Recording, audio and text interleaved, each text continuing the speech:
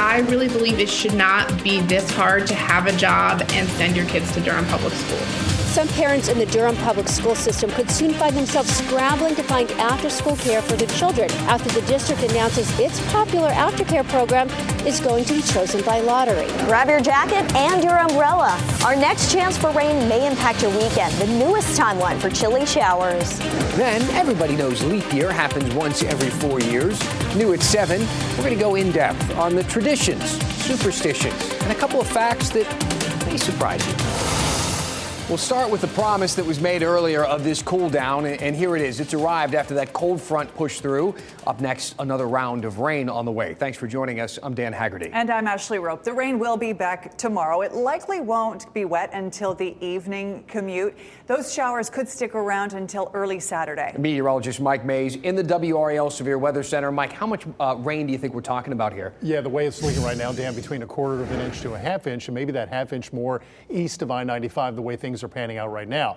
Now, we had a day off from the rain today. Started with sunshine this morning. The clouds advanced in the afternoon, and you can see what's left of the sunset here in the North Hill shot. So the clouds are moving in, and that's what we're going to wake up to tomorrow morning, but no rain. The rain we're watching is off to the west across the plains, even some thunderstorms, and earlier today was snow over the panhandle of Texas where those fires are ongoing.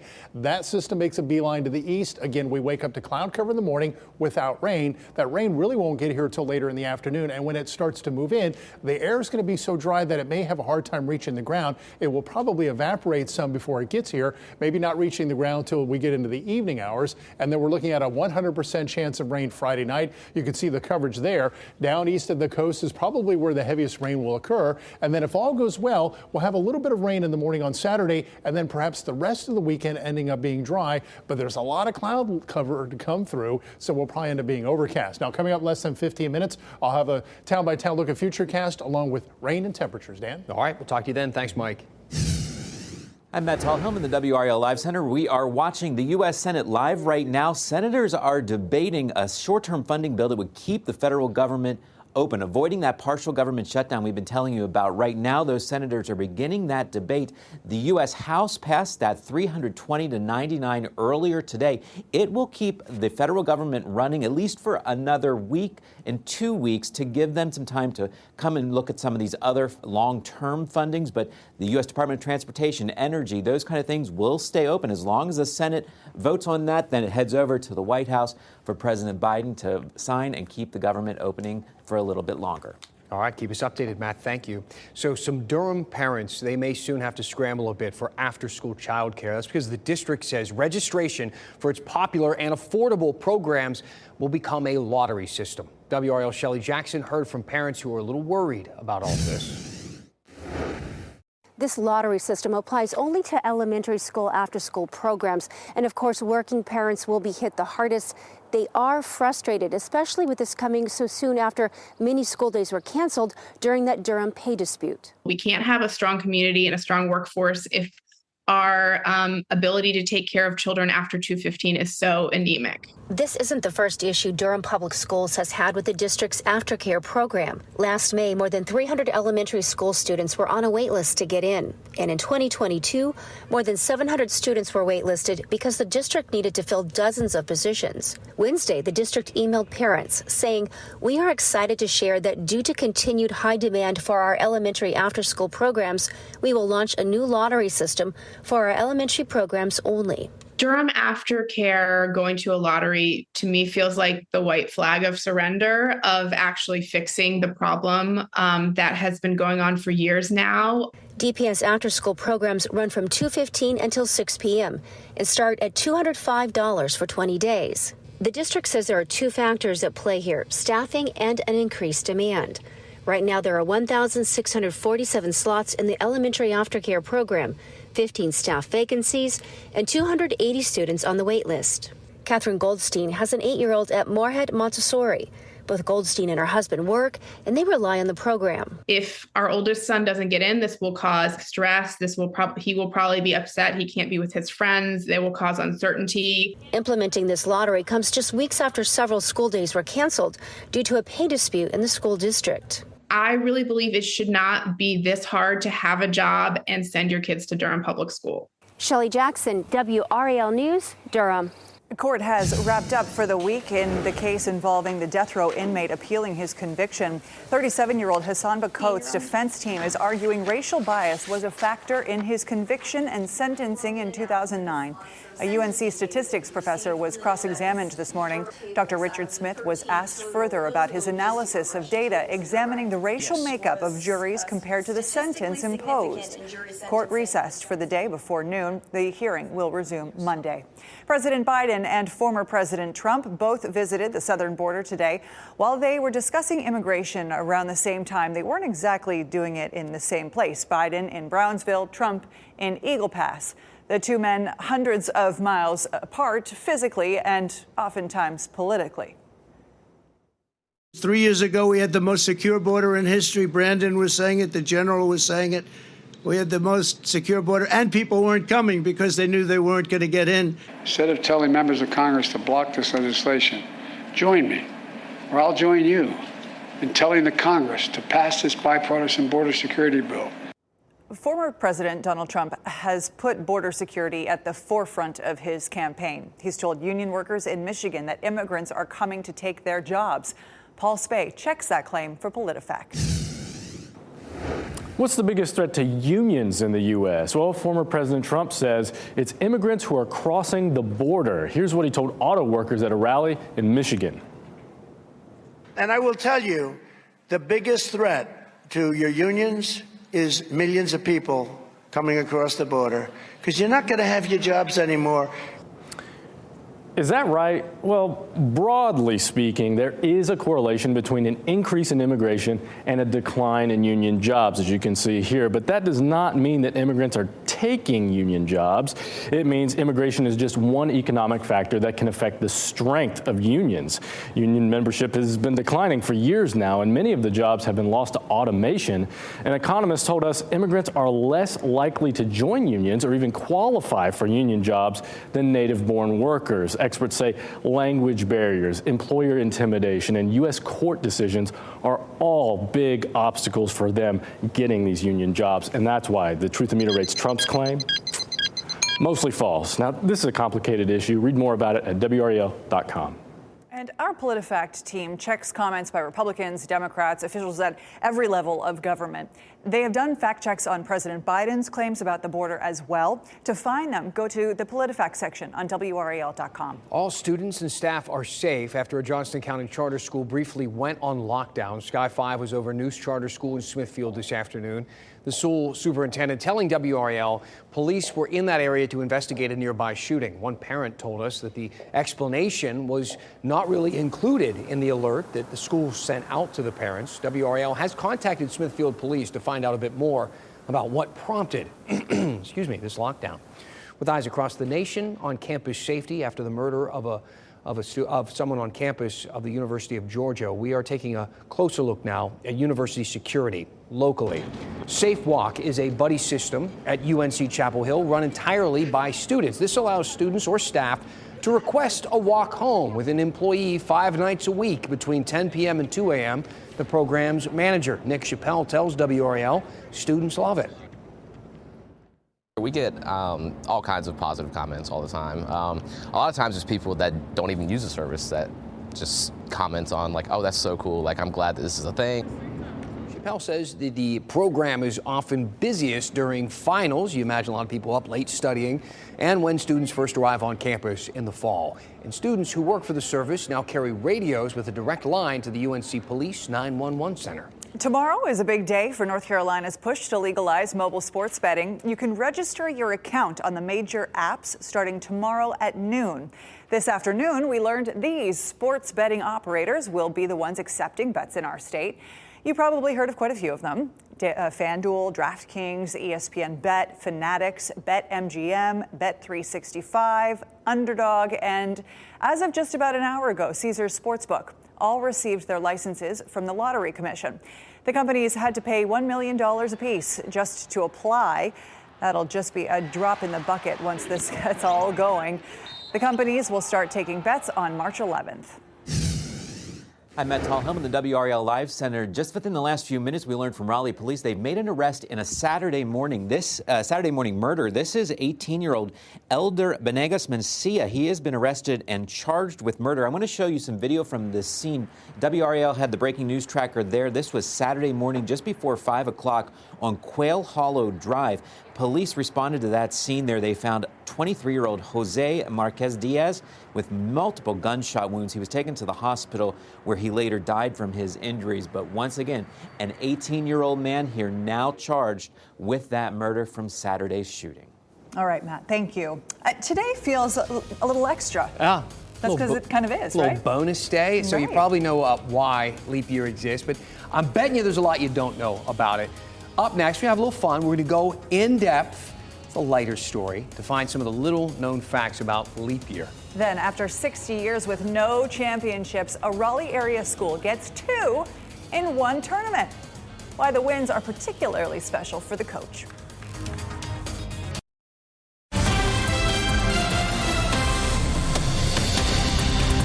Well, if you're loving 2024 so far, congrats. What a gift we got. Today is an extra day of 2024. Today, of course, is Leap Day, February 29th. Only comes around once every 4 years. And every 4 years, the news tells you the same old stories that we've been telling you all day, and we love it. Well, you should love it too. Babies like this born at local hospitals. The adorable little guys down at Wake Med. Look how cute with the little frog hats on. These little ones technically won't celebrate another birthday until 2028. We also like to celebrate the people who have called the 29th their birthday for years. Scott Mason, our Tar Heel traveler, has profiled these folks so many times in the past. February 29th, happy Leap Day, happy birthday, finally.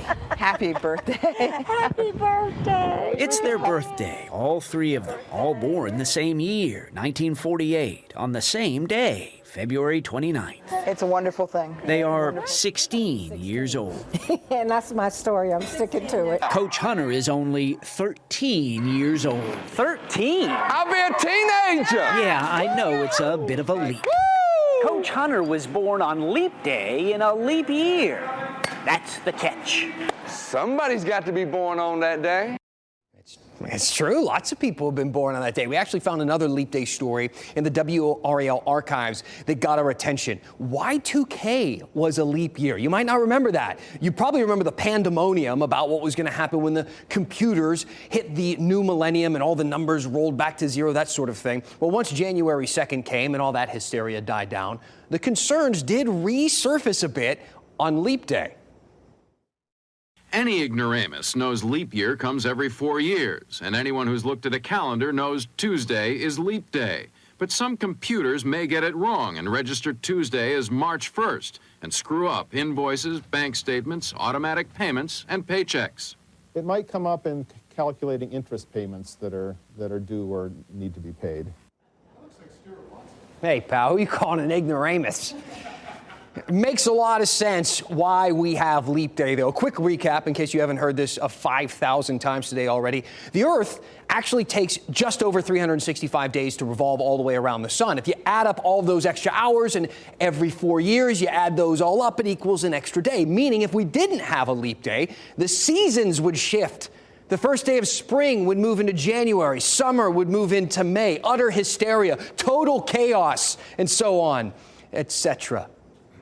There's even more complicated math involved in all of this, and as exciting as that sounds, I'd prefer to skip it. Instead, I want to talk about some of the stuff that you probably don't know about leap year. For starters, the calendar that we use isn't the only one out there. Shocker.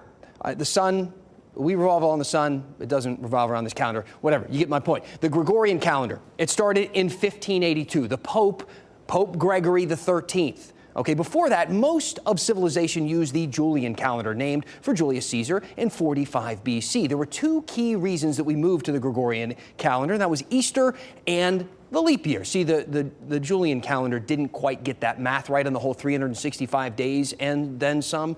They didn't have that. Then there's the Chinese calendar, you know, like Chinese New Year, 2024 being the year of the dragon, by the way. The Chinese calendar has leap days, but it's not always in February. The months rotate. The Hebrew calendar, it takes a different approach. Forget one day. How about adding a 13th month? And the Hindu calendar has leap days and leap months. This all sounds kind of complicated until you realize that we don't really use these calendars for very many things, at least not on a regular basis. The Chinese, Hebrew, and Hindu calendars, among others, are mostly used to determine the dates of religious and cultural holidays. For everything else, it's all about the Gregorian. There's also leap day traditions and superstitions. The UK weirdly has varying leap day superstitions that involve marriage. They say that women can propose to men on a leap day.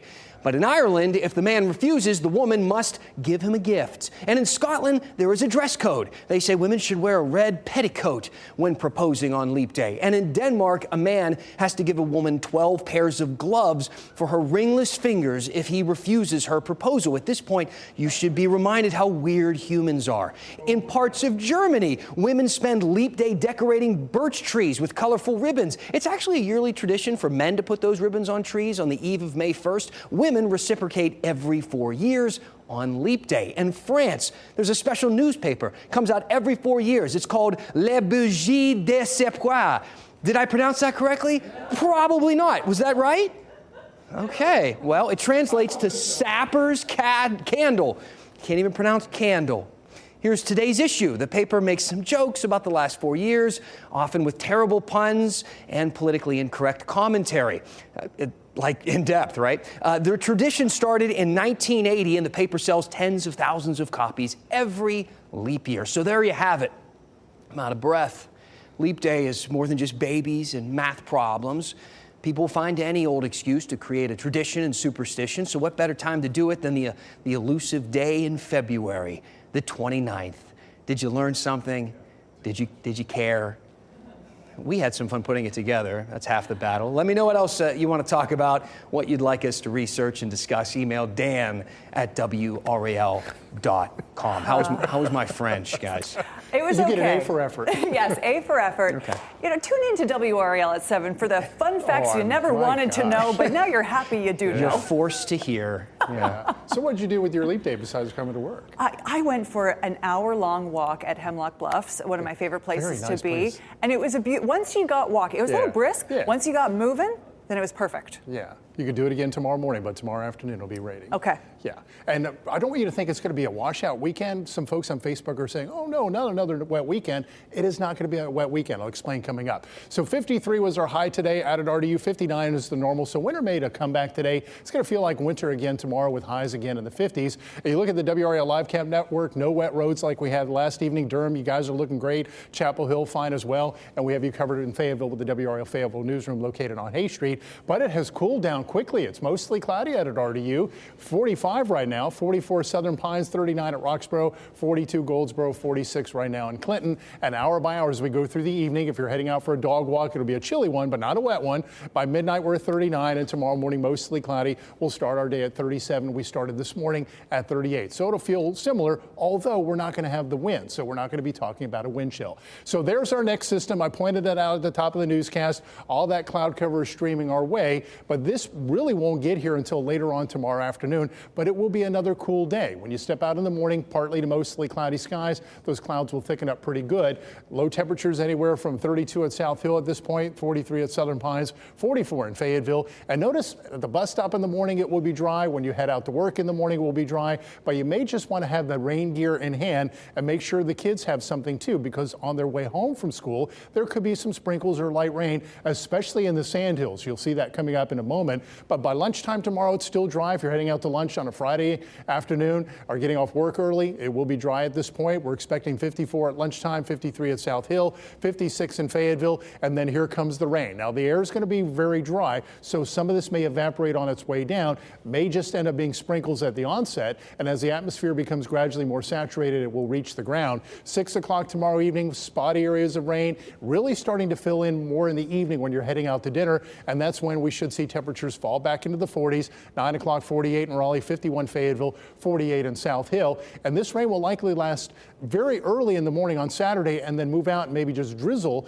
and sprinkles in the afternoon. And Sunday is looking dry. I'll point that out in the 7-day forecast. So mostly cloudy tonight. It will be chilly, anywhere from 30 in Roxborough to 32 at South Hill, 37 Southern Pines, 39 at Goldsboro. Tomorrow, most of the day is dry. The morning commute's dry. 20% chance of rain for most of the afternoon. It's really not until this time tomorrow evening that we get up to about a 90% chance for rain. So again, the majority of the day could end up being dry. Our highs in the 50s, 55 in Raleigh, 55 Fayetteville, 57 in Clinton. And notice your 7-day forecast. That 30% chance for rain is very early in the morning. It overcast the rest of the day. A 20% chance for a sprinkle on Sunday, overcast 68. So the weekend is definitely not going to be a washout. We'll have to wait a little longer to get that sunshine back, right? Definitely. All right. Thanks, Mike.